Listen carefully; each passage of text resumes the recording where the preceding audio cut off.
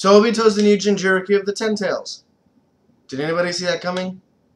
Because I didn't. Did you? I don't think so. So Naruto manga chapter 637. This was a pretty... Of course you would.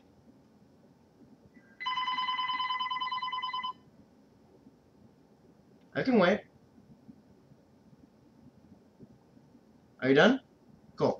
Okay, so Naruto 637. This was a pretty straightforward setup chapter. So, and a lot of annoying flashback, but I'll get into that in a minute. So, Madara is basically forcing Obito to resurrect him using Rinne Tensei.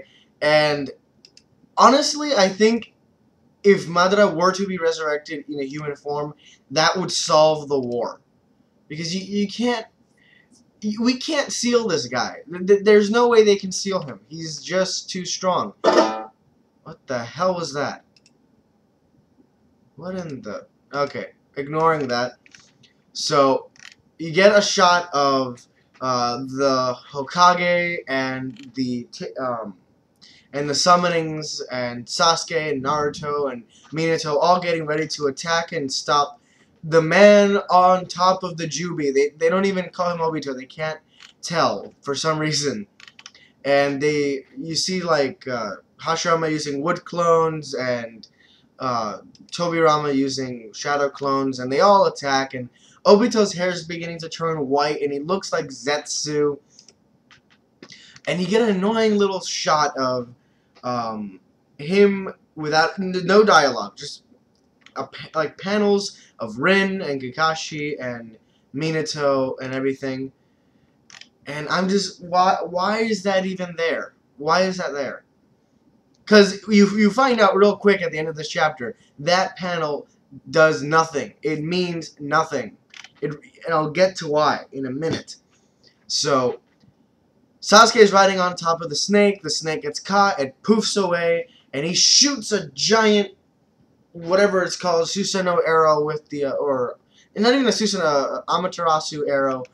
It gets blocked by Obito's rod things, and another annoying little flashback with Obito, with horrible advice on Minato's part, where you see Kakashi and Rin walking off together, and Obito's feeling like, oh, she doesn't love me, and Minato goes up to him and says, you wanted to like you, right?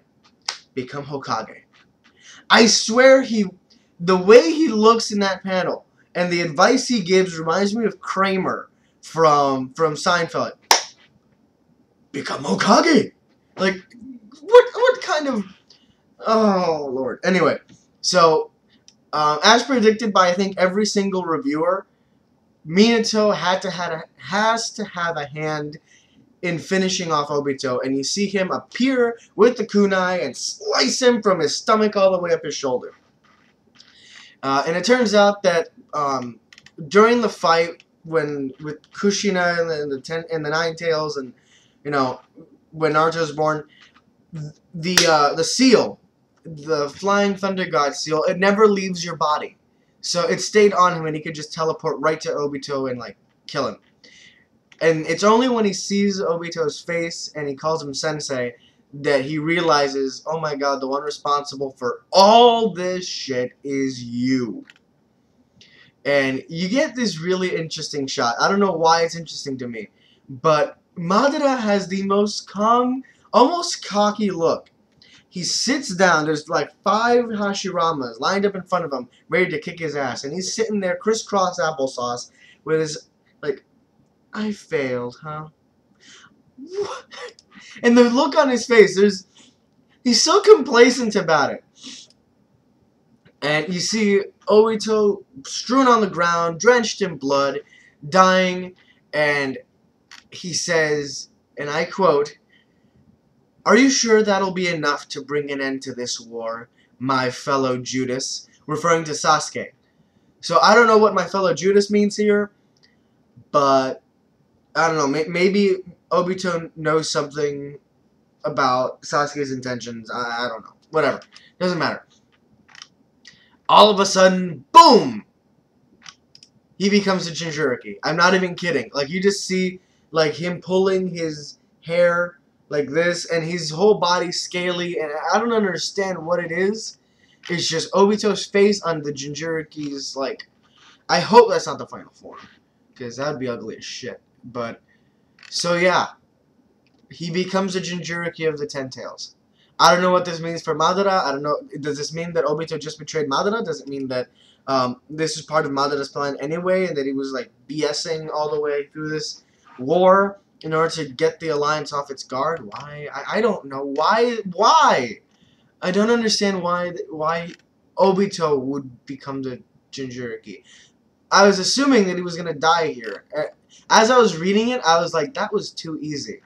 I don't know what made me think that he would just die as a villain with such an anticlimactic ending. But yeah. And Kakashi's still stuck in Cube World. So that was Naruto 637. Again, I feel it was a setup chapter. I hope next week's chapter we get to see, they better do something with this. Like, they better do something with something good, because he has the Mangekyo Sharingan, and he has the Rinnegan, and now he has nearly unlimited chakra, and he has the cells of the first Hokage and the cells of Madara. This guy should, by all means, be a god. He should be spamming the Rinnegan. Like, there should be rockets coming out of his arm, and there should be souls being ripped out of bodies, and almighty pushes, and Chibaku Tenseis, and there should be no end to the chaos he should be able to wreak. Why isn't he doing? Why hasn't he used a Susanoo? Can Obito even use Susanoo? I don't know. It doesn't matter. That was this chapter. Those are my thoughts. Sorry about the interruptions. Sorry if this feels rushed. I'm just going through it because I gotta get to class in like 20 minutes, and I just came back from a 9-hour shift. So, well, I'll see you guys next week, alright? Give me your thoughts on the chapter, and I'll see you then.